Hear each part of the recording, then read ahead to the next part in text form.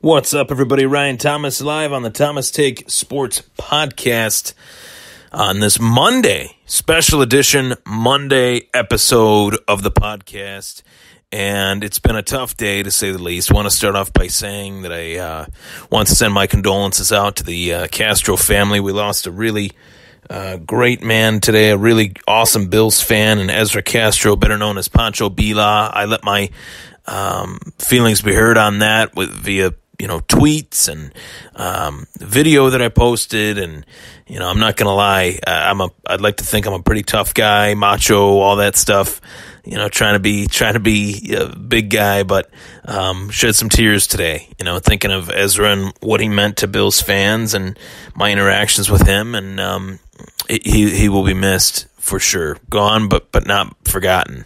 But on a less somber note, as far as the subject matter of today's podcast, I want to talk about a baseball topic that I've kind of let my opinion be known for quite some time on this, the last few years, especially since I started my podcast 4 years ago now, technically 3, but there is a massive storyline in baseball that just won't die off, will not, it's been persistent. And it's something that baseball could easily change, and it's a storyline that has great effect on a particular era of baseball that is seen by many as quite the era of baseball. Guys like Pete Rose, guys like Ozzie Smith, guys like Frank Robinson, guys like Thurman Munson, guys like Reggie Jackson, guys like Carl Yastrzemski. The names of the 70s in baseball history are cemented in baseball history as some of the biggest names in the sport's history. And Pete Rose obviously stands at the top of that list from that era due to the fact that he is the current reigning, defending, undisputed hit king of baseball, the all-time hits leader with 4,256, something like that. I don't have the exact number, but Pete Rose has always been a figure in sports that has been this polarizing figure because, on one hand, some people believe that he should be banned from baseball still, and other people believe that he shouldn't be banned from baseball.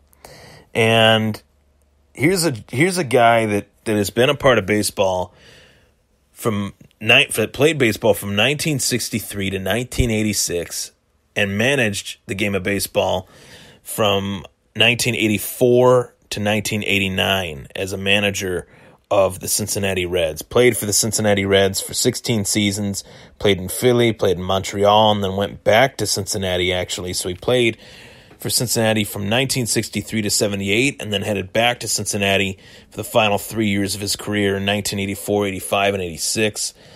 Truly remarkable career, a 23-year career in the sport of baseball, a 17-time All-Star, a 3-time World Series champion, NL MVP, World Series MVP, Rookie of the Year, Gold Glove Award, Silver Slugger Award, Roberto Clemente Award, 3-time NL batting champion, number retired, Cincinnati Reds Hall of Fame, Major League Baseball All-Century Team, record 4,256 hits, 3,215 career singles, 3,562 career games played, 14,053 career at-bats, 14,890 career plate appearances. More plate appearances, at-bats, career games played, career singles, and career hits than any player in Major League Baseball history. Also, won more games as a Major League Baseball player than anyone, and that's the record that Pete has even said himself is the one that he appreciates the most. Not the individual statistics, not the individual records, but that he has played in more winning games than any player in sports history. And yet,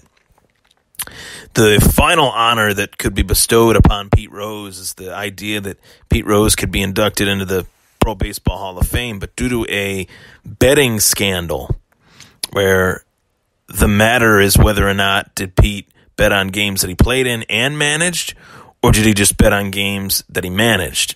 Pete has said continuously that he's only bet on games that he managed. He didn't bet on games that he played in.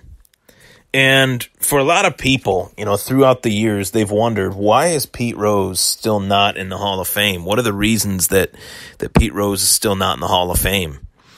It's obviously because he's still banned. The ban has not been lifted by Bud Selig. It wasn't lifted by Rob Manfred, who's the newer commissioner of Major League Baseball. I believe he's been the commissioner for the last 4 or 5 years now. And for as many changes to modernize the game that Manfred has made to make the game a little bit more rapid-paced, pretty much null and voiding the 4-hour-long baseball games, this has been something that's been on his desk since day one. Would this new commissioner that's coming in bring new light to this situation and be a fresh pair of eyes on the situation where this commissioner would change his mind, lift the ban on the now, if memory serves me right, 78-year-old Pete Rose, and decide to say to himself, well, this has gone on long enough. He's been banned since the late 1980s.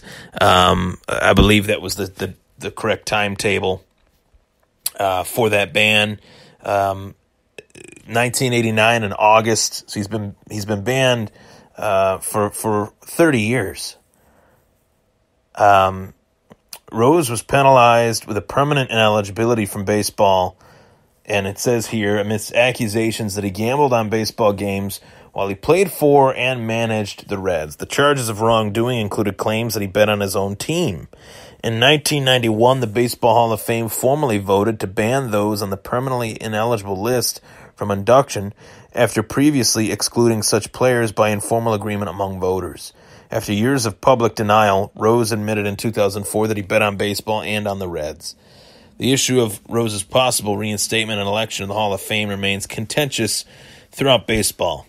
So obviously that's a long time. From 1989 to 2004, he admitted for almost 20 years he lied for almost 20 years and continued to be this denying force that said, I did not bet on this. I did not bet on the team that I played for. I did not bet on the team that I managed, when it appears as if he's saying now that he bet on the team that he managed. And I can tell you this, of all the people I've talked to, and I will do this again, but at one point I put out a poll on my Twitter feed, at Ryan Thomas Take. Do you care that Pete Rose bet on baseball? About 65% said they didn't care. About 20% said they did, and then the rest were indifferent on the matter. They didn't have an opinion or were unsure. So I think that says a lot, that the general consensus among the general public, the people that are buying the pop, buying the tickets, buying the hot dogs, buying the jerseys, essentially keeping the Major League Baseball alive and thriving despite the just complete and total decline in attendance and a lot of things that baseball does not feel the need to change or won't change due to the fact that they don't have a voice big enough to tell them that they need to change it from the outside. Pete Rose could be that guy. Pete Rose is highly respected among the fans. He's as an integratable force in outside of the game as far as rule changes and things that he throws his opinion on, because he's one of the best players to ever play the game.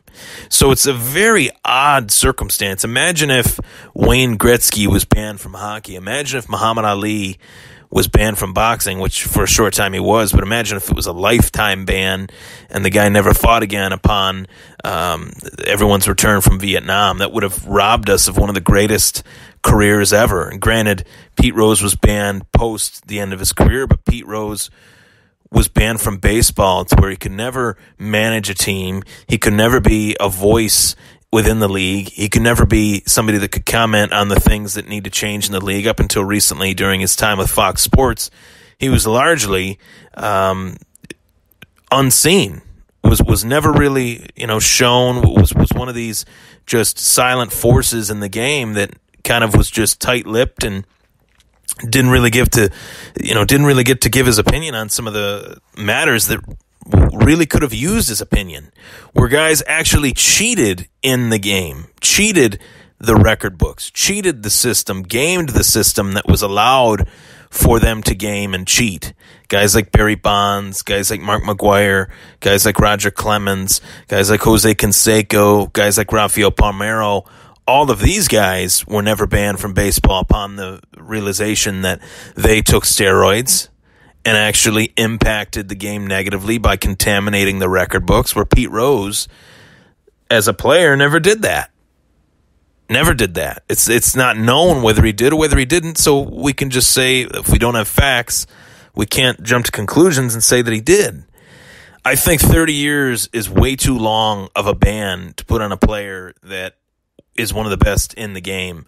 I think 30 years is way too long for a player that is now 78 years old. If they leave this ban, if they continue to leave this ban, which it appears as if they are going to, as they revisit this by a case-by-case, year-by-year basis, Rob Manfred will decide to unban Pete Rose when it's too late, when Pete Rose has been laid to rest, and I think that would be one of the greatest crimes in sports history to do this. And I'm very adamant about it, and I really care about it, because I've watched Pete Rose on Fox Sports. I've watched Pete Rose in interviews, and all this guy really wants to do as he lives out, hopefully, the final 10 years of his life, is continue to be a positive voice for baseball, promote baseball, make baseball what it used to be as far as the top sport in the sports world.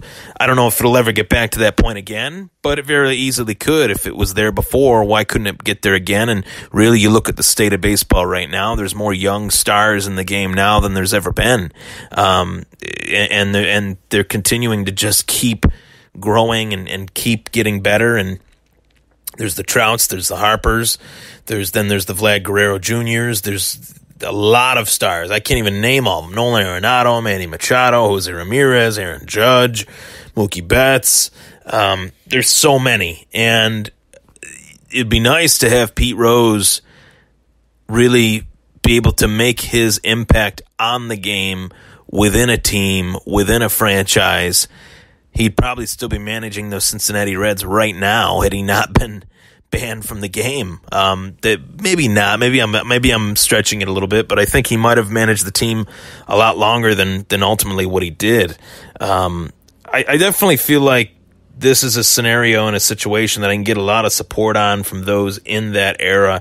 And this is not my era, so it's tough for me to comment about it. But I do know the facts. I do know that Pete Rose is one of the best players in the game and was really the face of baseball in the 1970s, in the 1980s, and is someone that should be allowed to be brought back in. And the reason why he is not brought back in is because you have a group of voters within the Pro Baseball Hall of Fame that are fossils. These guys are in their 80s, they're in their 90s, at their youngest, they're in their 70s, and they are purists of the game. They do not want any black marks on the game, but they are lying to the people, and most importantly, they are lying to themselves by saying that every player that has ever played the game of baseball hasn't tried to bend the rules, hasn't tried to do anything off the cuff or anything out of the ordinary.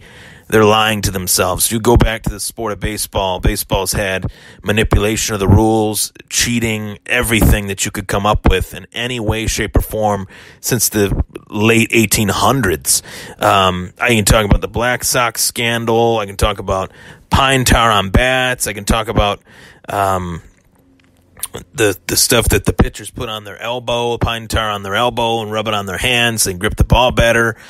Pretty much anything. There's a lot of history in baseball, obviously, but there's history that players love to bend the rules. They love to take action, and if they can get an advantage off of it under any means necessary, they're going to take it. You mean to tell me that Pete Rose did stuff like that while he was playing? No. Guy was nicknamed Charlie Hustle for a reason. The guy busted his ass and did whatever he could for his team day in and day out, which is more than I can say for some of these guys that are playing right now. And I hate to sound like an old timer when I'm not, but I've watched quite a bit of Pete Rose's career through the grand invention called YouTube, and you get to see just how dominant a player he was and just how pivotal a player he was in the game of baseball. Without his influence in the game, it's a true black mark on the sport of baseball, a black mark that it simply doesn't need.